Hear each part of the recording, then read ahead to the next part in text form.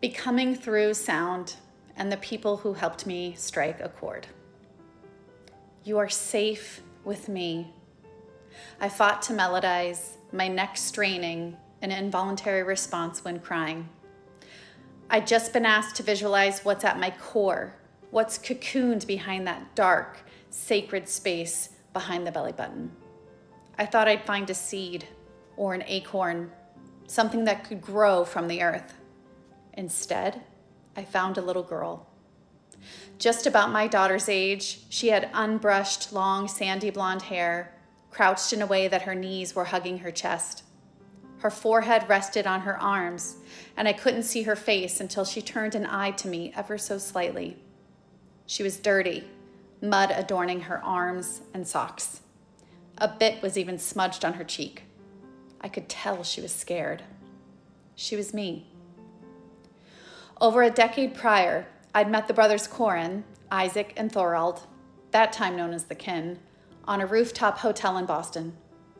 I'm not sure how we got the invite, but two friends and I left our jobs for the day as makeup and brow artists to enjoy a beautiful scenic view of a rare, warm spring day in our historic city.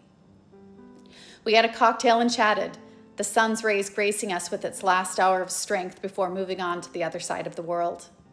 Suddenly, people began gathering by the pool, and I could faintly hear the strumming of guitars. Two men wearing crisp Stetsons and black and beige coats seemed out of place in this prelude to summer. They confidently worked their way around the pool, singing wholeheartedly into the open sky without microphones or a stage. I was intrigued. When their performance was through, I mingled with the crowd, meeting and speaking with a delightfully magnetic woman named Sophie. There was no room for small talk between us. We dove right into our views on life and the world, thoughts on women and modern society, what family means to us, how we're all connected.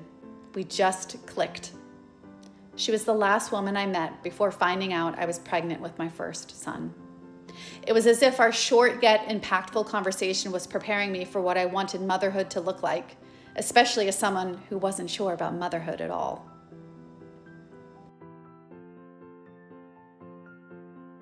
Seeing live music unexpectedly and talking to a stranger about real things out of the blue made me feel alive. And while it should have been no surprise that her husband was Isaac, one of the Stetson adorned singers. Sophie and I kept in touch through email for a short while. She introduced me to the idea of a salon, a dinner with friends and strangers to talk about important topics in the world. Salons originated in Europe in the 17th and 18th centuries to discuss art, poetry, and break down barriers in society. I was never able to attend one, unfortunately. Life always seemed to get in the way. But the idea stuck with me for over a decade. And I've learned that when something calls to you, it's for a reason.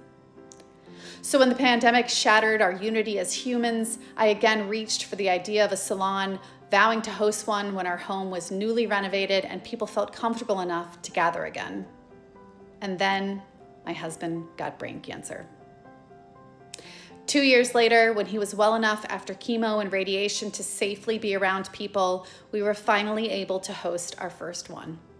More of a Jefferson dinner party than a salon, we invited a few people and asked them to invite a friend so everyone would meet at least one new person. They were tasked with sharing a story of an unsung hero in history, and my husband and I prepared 2 thought-provoking questions in which one person presented their partner's answers. Anyone who could play an instrument played. If you wanted to sing, you sang. It was one of the most incredible, real experiences I've ever had. As someone who researches music often, paying special attention to the science and psychology of music, I stumbled upon a monthly live online chorus. Singing with people from all over the world, from the comfort of my home, I signed up in an instant. I'd almost forgotten about it when the reminder popped up during one of my midweek writing sessions. Not really intending on joining because new things can be admittedly terrifying, I instinctively clicked the link. Isn't it funny how we can be so enthusiastic one moment, and then when we're faced with actually doing something, we're not as eager? 2 faces, no hats, but I'd recognize the guitar and voices anywhere. It was the kin, now the brothers Koren. For an hour, they guided me and some 100 other people across the globe on a spiritual, meditative session driven by the power of our voices. At times, people shared their experiences, no judgment, just gentle support, as we sang collectively with each other. I walked away feeling a renewed sense of faith in humanity and in myself, and I forgot about it for months until last week when a reminder popped up on my computer, again, mid-writing. Click. The theme was metamorphosis, the quiet, courageous process of becoming. 30 minutes in, and I found myself where we began this story, welcoming my younger self, arms open wide, singing over powerful harmonies. You are safe with me. Tears streaming down my face on a Thursday afternoon. I didn't feel alone because I wasn't. I had people from all over the globe silently cheering me on as I accidentally clicked the hand emoji to share my experience. I was participating from my phone, and I honestly couldn't figure out how people were raising their hand to speak. I was fiddling with the settings when I saw it. Thinking I'd be prompted with, "Are you sure you want to raise your hand?" I went for it. Within seconds, I was welcomed by people I hadn't said hello to in over 12 years.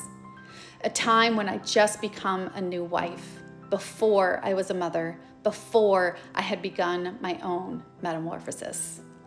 Now, knowing how powerful my own healing journey has been, I shared my vision of the little girl and the realization that this healing process is lifelong. The beauty in listening, holding space, and learning from others is so simple yet fiercely untapped. There are so few things that feel real in this online, disconnected world.